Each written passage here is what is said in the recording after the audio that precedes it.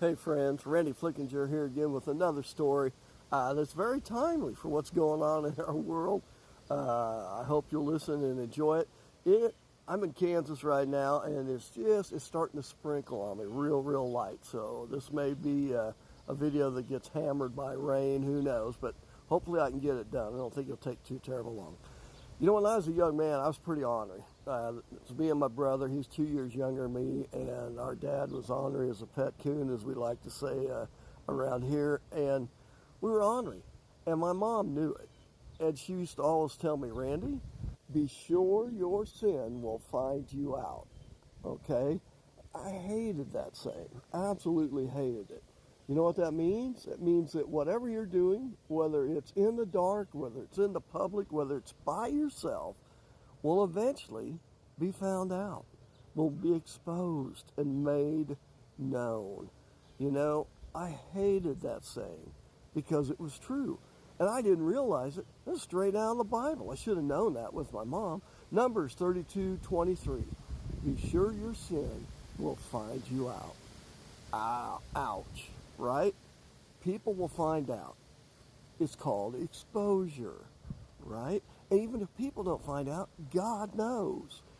The ongoing presidential race is a perfect example of that, because not only does God expose individuals, he exposes groups, countries.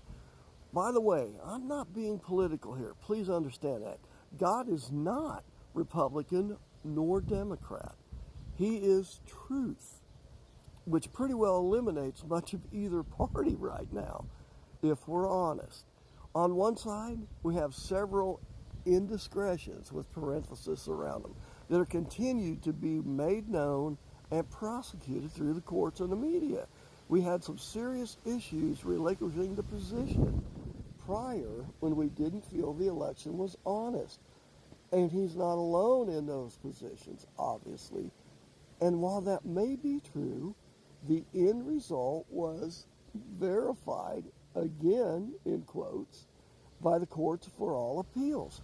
Additionally, several comments that were made were probably not lining up very well with God. On the other side, you have a candidate who is obviously at a mental capacity that has no business running our country. The recent debate made that abundantly clear, brought it to light, and exposed not only the candidate and the party and administration, but also the media. We also have pretty solid proof that this gentleman has been on the take from several of our enemy countries as well as some of our friendly countries, and has been verified through his son's computer and so forth. Again, I'm not trying to be political. I'm trying to be truthful, all right? And then you have the upper echelons of our law enforcement, the FBI, the CIA, the Department of Justice, actively engaging in either or not charging individuals or slow walking them to prosecution. We even have went far enough to verify the mental capacity of one candidate in the manner described above, yet refuse to release those findings fully, or the tapes, the proof that would verify either the truth or non-truth of those clients. That for sure is not open disclosure and equal-handed enforcement of the law. All of that said, so why are either of these findings a surprise to the American public? Because our media's been lying or covering up for both candidates.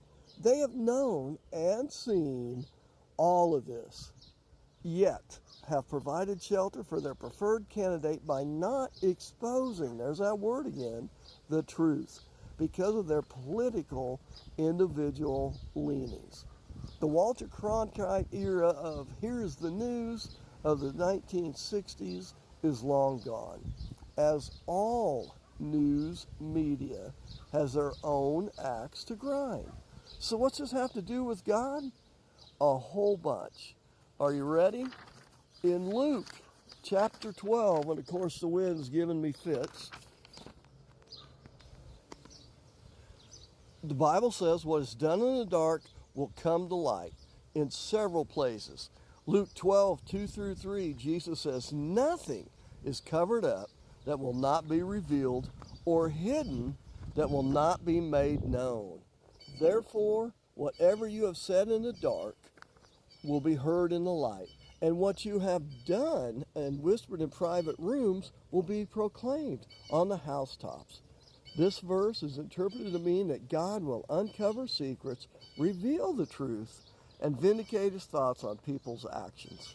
In addition, in Ephesians 5:11-14, this verse says, take no part in the worthless deeds of evil and darkness. Notice how he describes what we're talking about. Instead, expose them. There's that word again.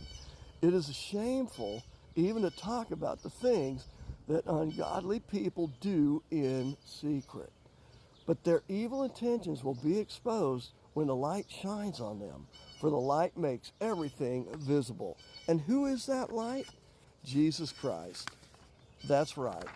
That's the way it is. What's been going on in this country that God has blessed so richly, this country, is a travesty that almost all media has been complicit in, as they hid in the darkness, only telling the trusting public what they wanted to publicize.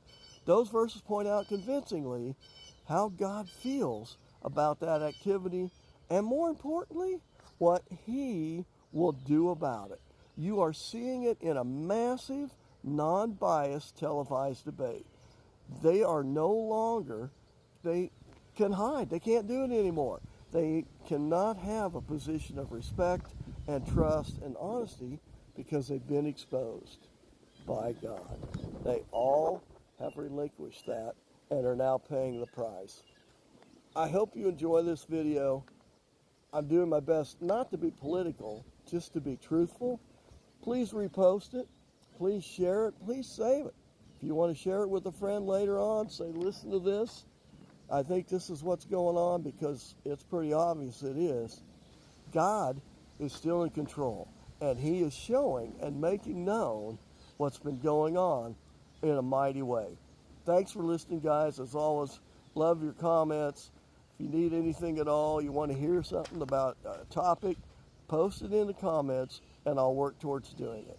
Thanks a lot, guys. Have a great day. Bye-bye.